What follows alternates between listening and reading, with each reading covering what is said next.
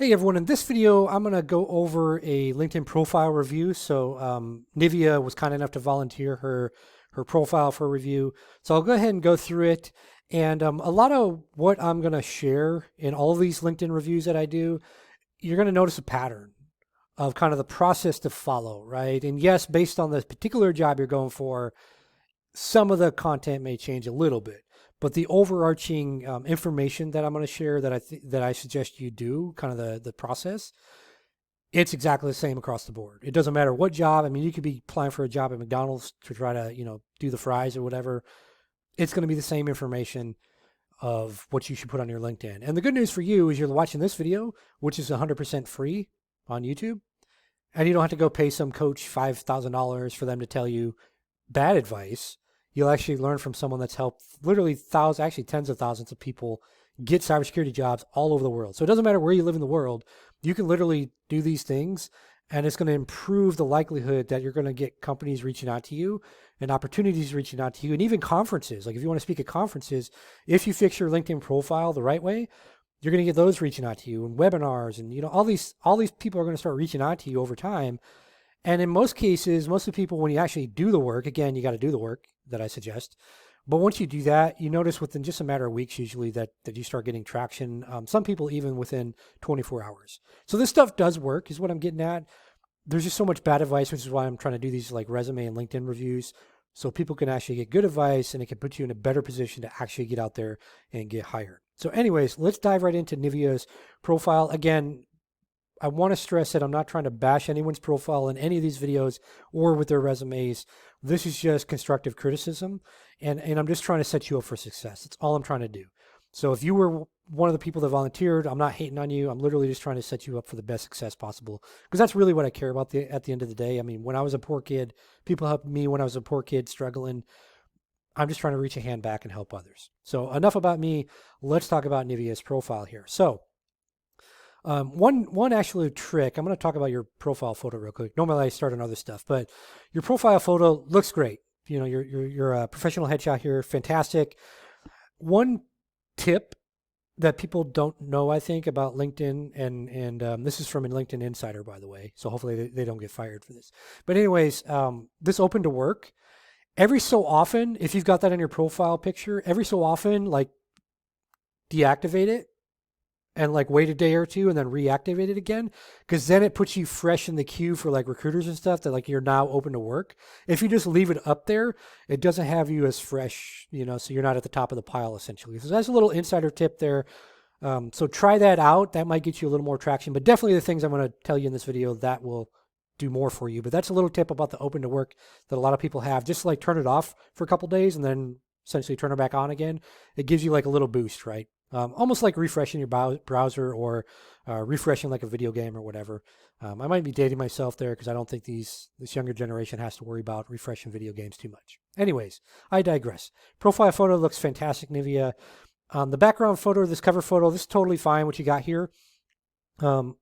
So before I actually go any further, the two most important parts of your LinkedIn profile are your headline, which is this stuff here, which I'll come back to in a little bit, and then also your about section down here, which I'll come back to as well. Those two are the number one and number two things you need to fix for anyone watching this.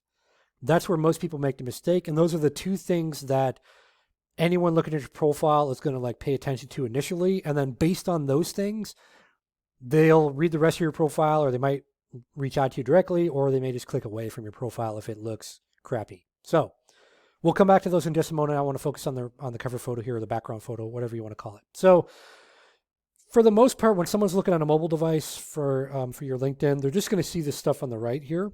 So if you're ever going to put text or whatever, make sure it's on the right side. If you're going to put a photo or something that you think is important, put it on the right side here. This is totally fine. Again, I don't think this is a huge area, but if you don't have a cover photo, just go on like Canva or some other place, grab a stock photo, make a quick banner for LinkedIn and throw it up just so you have some color, not that gray background they give you. If you want to go a step further, grab a statistic from like Verizon's data breach investigation report. So just Google search Verizon DBIR or any number of cybersecurity reports that come out each year with statistics, and just grab one and be like, and I'm just making this up, so don't use this one, but like 22% of small businesses suffer a cyber attack each year. I can help. And that could be the text that you put here. And basically you're just telling people like what you can do for them, right? Again, don't worry about that right now if you have not fixed your headline and stuff, right? Unless you fix that stuff first and you fix your experience section, the other stuff I'm talking about, like this is, if we had a list of 100 things to do, this background photo is number 100 on the list. Forgive the drawing there. This is the very last thing you should be doing. Absolute last thing you should be doing.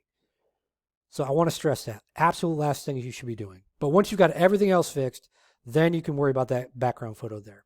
But for now, don't worry about that. So anyways, let's talk about the headline section. What do you need to put here? This is a headline right here. Basically, you get a couple lines of text available, whatever. All of this you have right now, Nivea, totally kill it. Like, throw it away. So what you want to do here on this headline, you want to start off with your impact, right? Like what can you, because when people look at your profile, they're saying, what can you do for me, right? What's in it for me? Nobody cares about you. And I see that, I mean, they care about you, of course, you're a human, but they don't really care about you. Let's be real, right? This is corporate, this is a business relationship. They care about what can you do for us. The more you can do for us, the more you can make our life easier, the more money you can make for us, we'll keep you around. But we've got to know that first. We got to have a reason to reach out to you. So for your headline, you want to just have a simple sentence starting it off that tells what you do. Now, for everyone looking at this, everybody, unless you already have a sentence in mind, take exactly the sentence I'm giving you just so you can change your headline right now. Literally, pause this video, go change your headline on LinkedIn. The sentence I'm going to give you that's very generic is, I help companies reduce cybersecurity risk. Ask me how. That's it. Just literally right now, pause this video, go to your LinkedIn profile, update that headline. You can worry about getting it better later, and we'll talk about that here in a second. But for now, just put that generic headline up because it tells people what you do. It's easy. You don't have to think about it. I literally just gave it to you. I help companies reduce cybersecurity risk. Ask me how. So now after that, you can, like how Nivea here has the piping, right? After that is where you can pipe and you can put maybe a couple certs or the job title, like pick one job, whether the cybersecurity analyst, incident response, whatever, pen tester, whatever single job. Don't put a bunch of jobs. Don't put a bunch of job titles. Pick a single job and you could put that after that, or you don't even have to. You could put a certification you have that's relevant to what you want to get as far as job-wise after that, or you can literally just keep that single sentence I gave you and just have that here. I help companies reduce cybersecurity risk. Ask me how.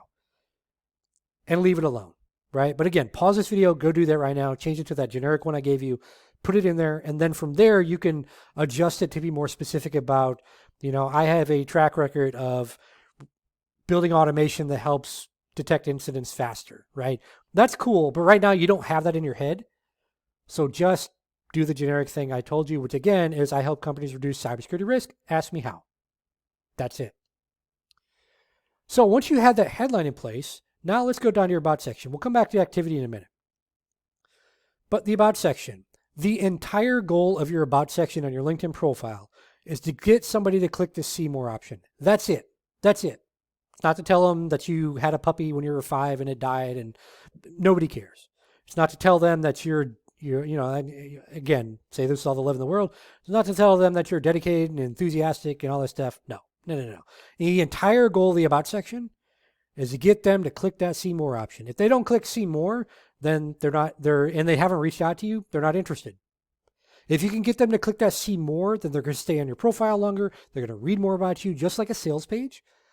And they're much more likely to quote unquote buy, which in this case is buying you for an interview, essentially, right? They're not actually buying you, hopefully.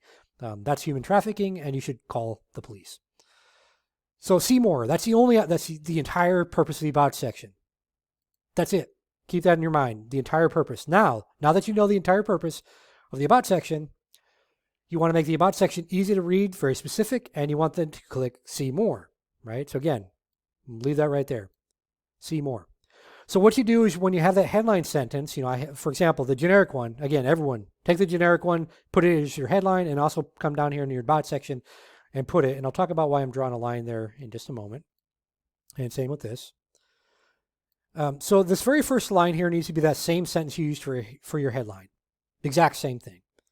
I help companies reduce cybersecurity risk. That's what should go on this first line here. And that's it. That's all. That's all that should be on there. Not your certifications, not your degrees, not the job title you're going for. For the about section, the only thing on there is going to be that very first sentence from your headline. I help companies reduce cybersecurity risk, or as you evolve it and get it more specific, it'll be whatever you put. But for now, for everyone watching this video, again, pause the video, go do this. Don't watch this video and then go do stuff, because then you're not going to do it. Kids are going to scream and try to kill each other. All of a sudden, something in the oven's burning. You didn't even have the oven on, right? All life is going to happen, right? So right now, pause the video, go do the action. That's going to help you almost immediately start getting more people looking at your profile. So headline, once you've got that sentence, very first line of the about section, that's where that headline goes as well. Literally copy and paste. Second line down, leave that completely blank. You want enough white space. So you notice here, Nivea's got some white space on the third line down. That makes it easy to read. So second line down has some white space. Now you can either, because depending on the device you're looking at, they might only see the third line down. They may not see the fourth. So the safest bet usually is to just do the third line down. Put your next bit of text. Now, that next bit of text you put, a couple ways you can do it. You could say, I can also help companies with. Or you could say something like, I'm also skilled in, or I can also help your organization with, but you just want something where they're like, oh, what else can she do for us? And then everything else you put, every other bit of text is way down here, right? So first line, my preference would be the third line down. Those are the only two lines looking at this right now that have any text on them. That should have any text on them, right? So this line here and then this one that she's got blank, those two, the only ones with text. All this other stuff, throw it out. Because, again, like I said, you want them to click see more. When they click see more, then that's where you just slam them with, whatever else, right? Preferably a bullet list, like I can do these other things. Again, you just want them curious enough where like, you know what, let me reach out to Nivea and let's bring her in for an interview. I want to learn more about her. And I'm not necessarily seeing all that from her profile. So that's what the about section is. Again, literally copy and paste the headline to the first line of the about section. On the third line down, that's where the next bit of text goes. Everything else is blank to make it easy to read. And then put all the other text way down here, right? So again, that way they have to click see more to learn more about you. So let's go down to experience and stuff as well. Now, one of the biggest issues I see in the experience between LinkedIn and so, by the way, real quick, anyone in the right mind, I don't know anyone that doesn't do this. I don't know any hiring managers, recruiters, HR, whatever. I don't know anyone that doesn't go look you up on social media after you apply for a job. Like if they're interested in your resume, the first thing they do is look at social media to say, oh, is this person like a racist or whatever, right? They're looking to see what you're posting about. And they're also looking at photos, right? If you got a photo of you like partying on Friday night and that's your LinkedIn profile photo, you better change that, right? They want someone that's professional that they can put in front of customers. So that being said, the biggest issue I see is actually experience on a LinkedIn doesn't match a resume. People would make up job titles like for LinkedIn to like try to sound fancier or cooler or something. And then they'll like put the actual, like, for example, let's say you were a janitor. And I've actually seen this. You got janitors that put like chief sanitation visionary. What? Like, what does that even mean, right? I don't know. What? That's not a real job title. And then on a resume, they say janitor, right? So if you're a janitor, I worked as a janitor a long time ago.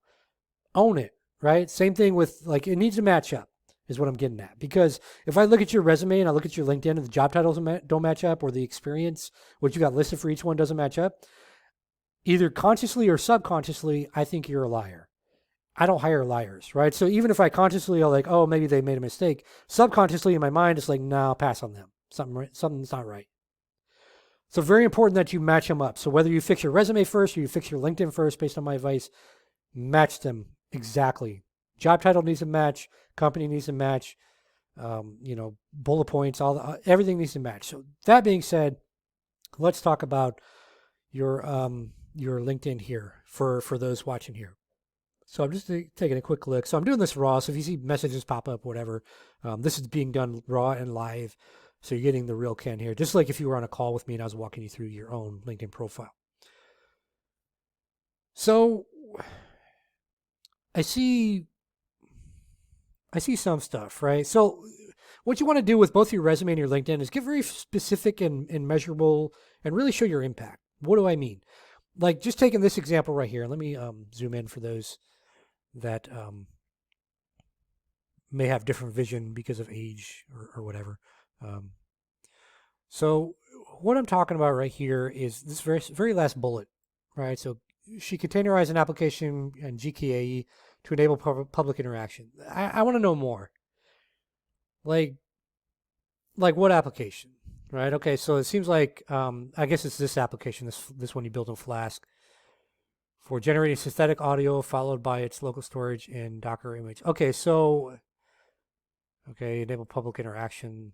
I mean, okay. So basically, with these two bullets, what you're saying is that you whether you wrote the application or not, let's just say that you implemented it, you didn't build it. So you build an application, or I'm sorry, you implemented the application, and the goal of the application is basically generating synthetic audio, so probably leveraging some AI, and then storing it in a Docker image. Okay, cool. And then in addition to that, you were essentially making sure that the public, someone public could access it, but still keeping security in mind.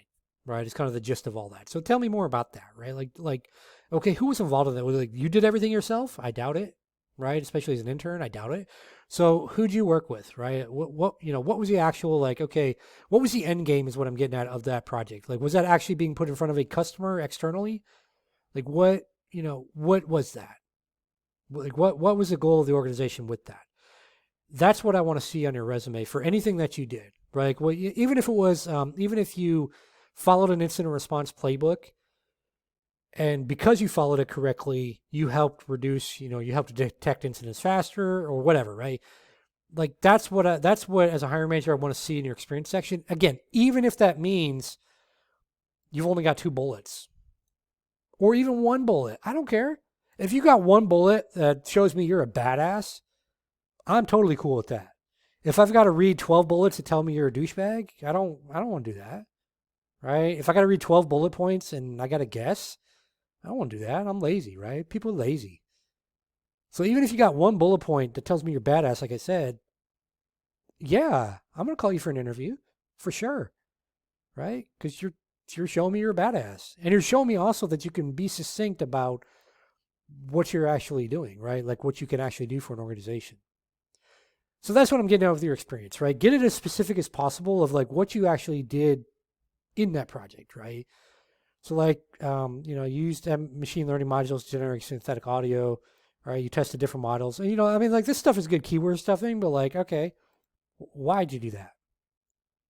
Like, what was I mean, if it seemed like the project was sponsored by this dude or lady or however they gender identify, but this person, chief data officer, like what, I mean, like tell me more. Like what was the directive? Like, hey, we need to build this thing so we can put it in front of other college students, your peers, or we need to put it in front of professors, or we're going to use this for the general public. Like tell me more about that, right? Because it's interesting, but it's too generic, right? All this is too generic right now.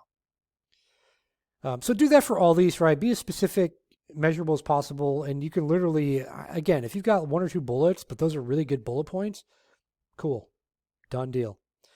For any college or educational stuff, I'm not going to look through all this. What you want to do is you want to pull out like a project or two that you worked on, right? So this looks like some kind of capstone. So my suggestion is like, tell me about that capstone. So did you work on a team in that? What was it? What was kind of the directive from the professor? What did each team member do? Like, what was your contribution? And if it was a big team, you don't have to tell me whatever all 20 people did, but like, what did you contribute to the project? What challenges did you experience? Was it challenges with your team? Was it challenges with software? Was it challenges with, like what was it? And then how did you overcome those challenges? Like what did you all decide to do? And what was the ultimate outcome? Whether it's good or bad, right? You might have failed the project first time. Okay, great. Tell me about lessons learned. Because in the real world, life isn't perfect. And if you can show me that you can work in a team, whether or not you led the team, that's irrelevant.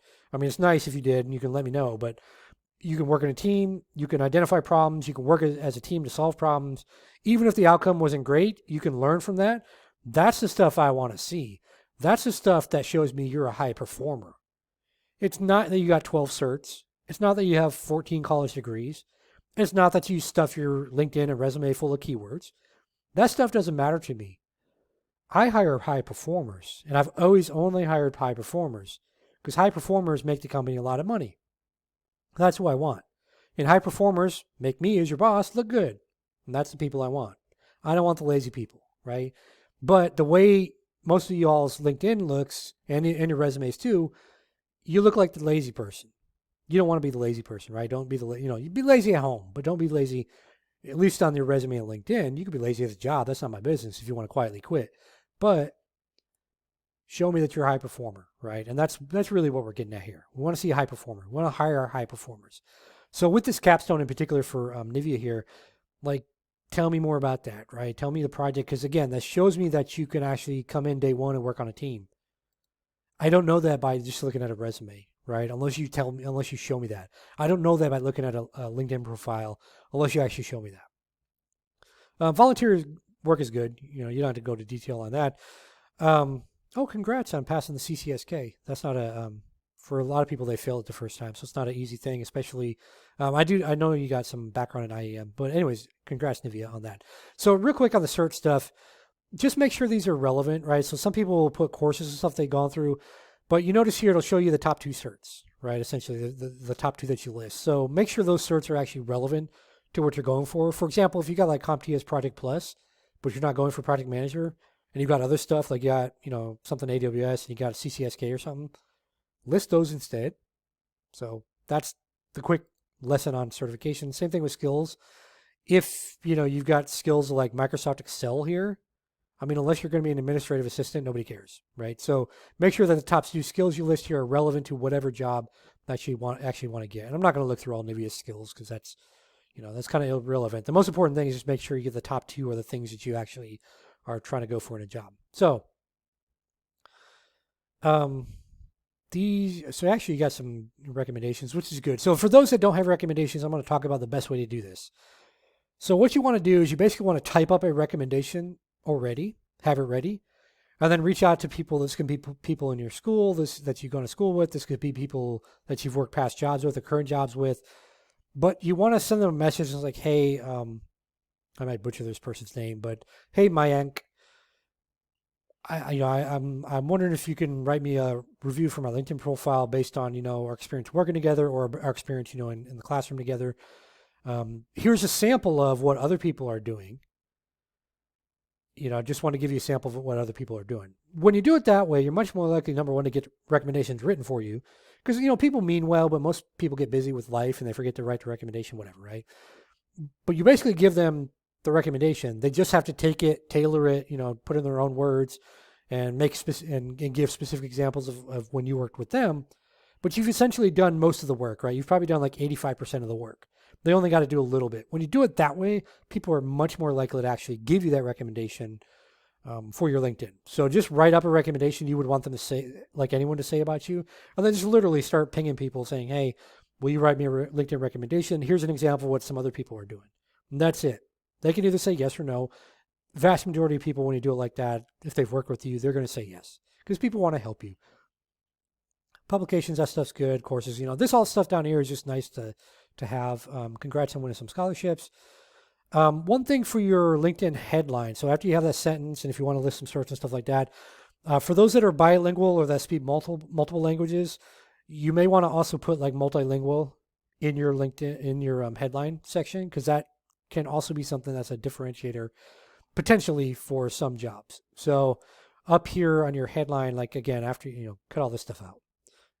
But when you put that single sentence in, I think I said like, I help companies reduce cybersecurity risk. Ask me how. You might also put like CCSK, and then you can also put multilingual, right? Like over here or something like that. Again, it's not critical, but I think for those that can speak multiple languages, it's kind of a nice to have. And sometimes that might be the difference between you getting a job and someone else getting the job is the fact that you can speak Hindi, for example, and they can't, or you can speak Spanish and they can't.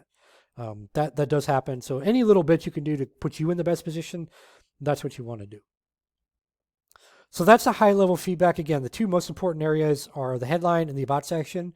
Once you've got those in place, then work about experience. Oh, last thing here is activities. So the posting stuff. So earlier I said that background photos, like if we had a list of 100 things to do, it'd be number 100. Your LinkedIn professional headshot photo thing, that's probably number 99 on the list. And then number 98 is like this right here, right? You're posting stuff. It doesn't do you any good to get fancy with your posting until you've fixed your profile. Once you fix your profile, then that becomes essentially a sales funnel. And now you just do the posting to start attracting people to your sales funnel, right? It's just organic marketing is all we're doing there. So let's talk about the posting real quick. Posting should be educational.